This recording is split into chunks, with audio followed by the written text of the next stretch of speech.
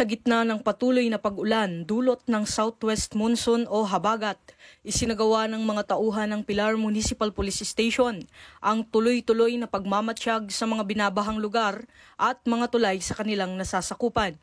Layunin nito na masiguro ang kaligtasan ng publiko at masuri ang kasalukuyang antas ng tubig sa mga lugar na maaaring maapektuhan ng pagbaha. Bahagi rin ito ng pinaigting na paghahanda sa sakuna at mga maagang babala upang makaiwas sa mga insidente at agad na makapagresponde kung kinakailangan. Nananatili rin ang mahigpit na koordinasyon ng Pilar Municipal Police Station sa mga opisyal ng barangay at iba pang ahensya para sa mabilis na pagkalap ng impormasyon at agarang pag-aksyon sakaling kailanganin.